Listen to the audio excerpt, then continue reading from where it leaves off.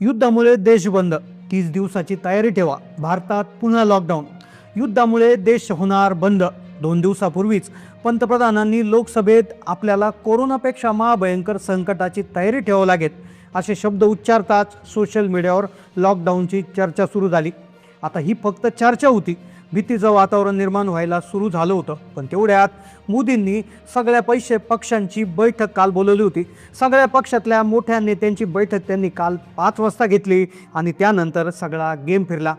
त्या बैठकीमध्ये कोणती तारीख ठरली, नेमकं लॉकडाऊन कधी सुरू राहणार, लॉकडाऊनमध्ये काय बंद काय सुरू राहणार, कोणत्या सेवा चालू राहणार, कोणत्या सेवा बंद होणार, नागरिकांसाठी कोणते नवे नियम लागू राहणार, गॅस पेट्रोल डिझेलची काय व्यवस्था राहणार, लॉकडाऊनची तारीख काय असणार, चला जाणून घेऊया या संपूर्ण प्रकरणाचा सविस्तर रिपोर्ट. आजचा हा व्हिडिओ एक साधी बातमी नाही, तर आपल्या देशावर घोंगावणाऱ्या एका महाभयंकर संकटाची भयावह जाणीव आहे, जिने काल रात्रीपासून भारतीयांची झोप उडवली.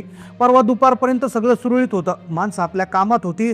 पण अचानक संसदेमधून एक त्या ठिकाणी बातमी आली. ती बातमी अशी होती की जिने लोकसभेच्या त्या ऐतिहासिक सभागृहात पंतप्रधान नरेंद्र मोदी जेव्हा बोलायला उठले तेव्हा त्यांनी सांगितलं, देशवासियांनो, आपलं संपूर्ण जग एका विनाशकारी युद्धाच्या उंबरठ्यावर उभं आहे आणि या भडकलेल्या आगीच्या झळा आता भारताला बसू शकतात. कोरोनासारख्या भीषण परिस्थितीला समोर जाण्यासाठी आता सज्ज राहा, पुन्हा एकदा कंबर कसा, असे शब्द त्यांनी उच्चारले. हे शब्द त्यांच्या तोंडातून बाहेर पडले, जणू अख्खा देशातच एक भूकंप झाला. परवा दिवशी जेव्हा लोकसभेत मोदींनी हे शब्द उच्चारले होते, सगळीकडे हे भाषण त्यांचं व्हायरल झालं. या भाषणानंतर टीका सुरू झाल्या.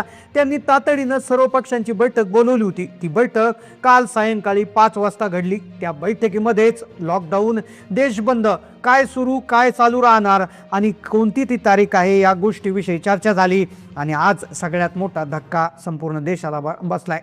आता काय होणार, लॉकडाऊन कशा पद्धतीने रस्ते सामसूम पडणार, पुन्हा एकदा घराचा उंबरा आपल्यासाठी लक्ष्यरेषा ठरणार का? पहा, हे गंभीर इशारा पंतप्रधानांनी दिला होता. त्यानंतर ते दृश्य पाहायला मिळालं, ते काळजात थरकाप उडवणार होतं. दिल्लीच्या राजकीय वर्तुळातल्या हालचालींना गती आली होती. मध्यरात्रीपर्यंत पंतप्रधान कार्यालयाचे दिवे लख्ख सुरू होते आणि आज सकाळी सगळ्यात मोठी घडामोड समोर आली.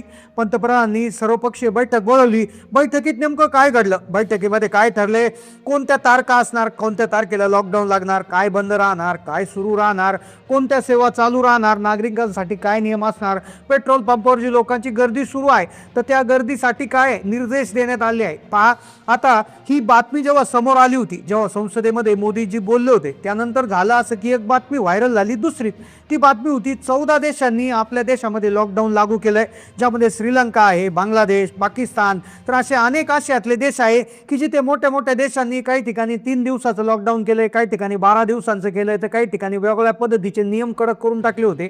तर ही बातमी व्हायरल झाली. 14 देशात लॉकडाऊन लावलंय.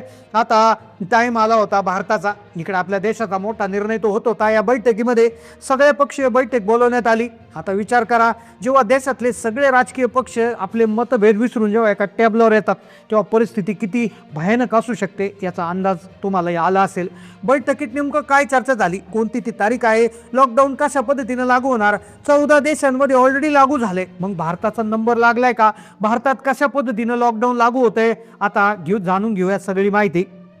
आता सगळ्यात महत्त्वाचा मुद्दा या बैठकीमध्ये चर्चेला गेला तो म्हणजे पुरवठा साखळी. इराण आणि अरब देशात पेटलेल्या युद्धामुळे भारताला मिळणारा गॅस आणि कच्च्या तेलाचं महाग टँकर समुद्रात अडकून पडले होते, अशी चर्चा सुरू झाली होती. जर हे टँकर वेळेवर पोहोचले नाही तर आपली वाहतूक यंत्रणा कोलमंडून पडेल, अशी चिन्ह जेव्हा बैठकीत एका नेत्याने विचारलं, मग जनतेला काय उत्तर द्यायचं, तेव्हा पंतप्रधानांनी जे उत्तर दिलं ते खूप खोल होतं. लोकांना आता कडू सत्याची जाणीव करून द्यावीच लागेल, कारण अफवा या वास्तवापेक्षा जास्त घातक असतात. संसदेत आणि बैठकीमध्ये हाय व्होल्टेज ड्रामा सुरू असताना देशाच्या रस्त्यावर एका वेगळ्याच युद्धाला तोंड फुटलं होतं. रात्रीचे 12 वाजले तरी लोक पेट्रोल पंपावर अर्धा किलोमीटरच्या लांबच्या लांब रांगा लागल्या होत्या. नागपूरमध्ये पेट्रोल संपलं. भयानक गर्दी वाढल्यामुळे एका परिस्थितीच्या वर, एका कंडिशनच्या वर जर ज्यावेळेस गर्दी वाढते तेव्हा साठा हा लिमिटेड असतो आणि तो साठा संपतो. कोल्हापूरमध्ये, त्यानंतर नागपूर, वर्धा, अहिल्यानगर, नाशिक, पुणे या ठिकाणी लाईन लागल्यामुळे अक्षरशः पेट्रोल पंपावर स्टॉक संपला, पेट्रोल संपलं, डिझेल संपले, असे बोर्ड झळकले आणि त्यामुळे आणखीनच लोकांमध्ये भीतीचं वातावरण पसरलं. आता इकडे पंतप्रधानांनी फक्त इशारा दिला होता, तिकडे बैठक सुरू होती. 14 देशांमध्ये लॉकडाऊन लागलं होतं. तर आता स्पष्टपणे पेट्रोल पंपावर स्टॉक संपला असं लिहून येत होतं. गॅस सिलेंडर तर मिळणं अवघडच झालं होतं. बुकिंगचे नियम बदलले होते, तर काही ठिकाणी अगदी वादाची परिस्थिती निर्माण झाली होती. तर काही लोक आता किराणा दुकानांकडे वळाले होते. मग आता प्रश्न नेमकं येतोय की लॉकडाऊन खरंच लागू होणार का? झालं तर ते कोणत्या तारखेपासून होणार, कोणत्या तारखेपासून कोणत्या तारखेपर्यंत लॉकडाऊन लागू राहणार, ते कोणत्या कोणत्या सेवा त्याच्यात सुरू राहणार, कोणत्या सेवा बंद होणार, काय गोष्टींवर बंद नाही येणार, काय गोष्टींवर येणार नाही, तीच माहिती आपण इथून पुढे घेतोय.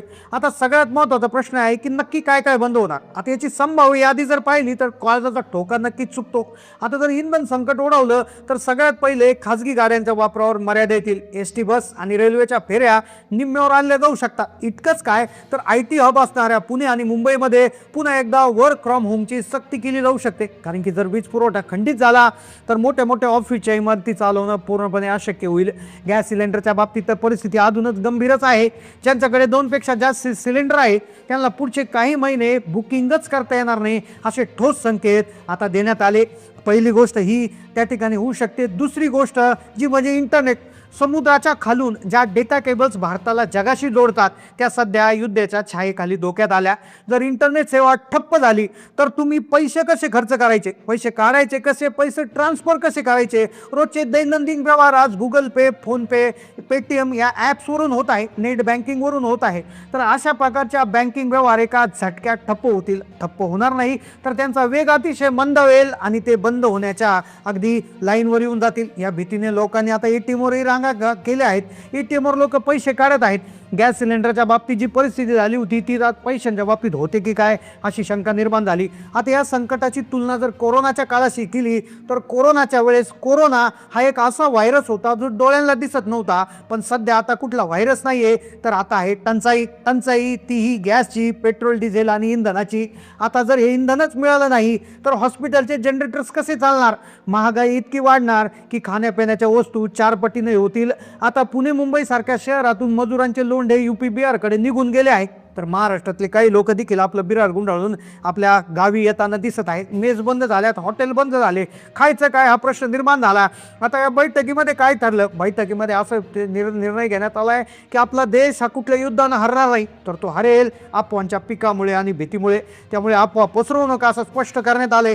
अफवा न पसरवता भारताकडे जवळपास 50 दिवस पुरेल इतका तेल साठा आहे आणि इराण बरोबर जे बोलणं सुरू आहे तर त्या बोलण्यातून आपले 2 शिप्स जे आहेत, 2 कार्गो आहेत तर ते गॅसचे आलेले आहेत. तर एकंदरीत भारताची परिस्थिती सध्या खूप चांगली आहे असं त्या बैठकीमधून निघून आलेलं आहे.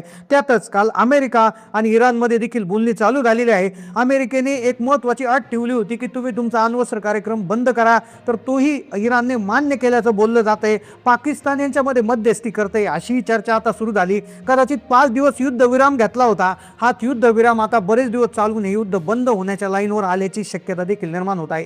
येणाऱ्या काळात ही सगळी परिस्थिती निर्वळणार आहे. त्यामुळे कुठल्याही अफवांवर भरोसा ठेवू नका. जोपर्यंत सरकारच्या माध्यमातून अधिकृतपणे सांगण्यात येत नाही तोपर्यंत कुठलीही गोष्ट खरी नाही ही गोष्ट लक्षात घ्या. त्यामुळे तुमचं यावर काय मत आहे नक्की कमेंटमध्ये कळवा.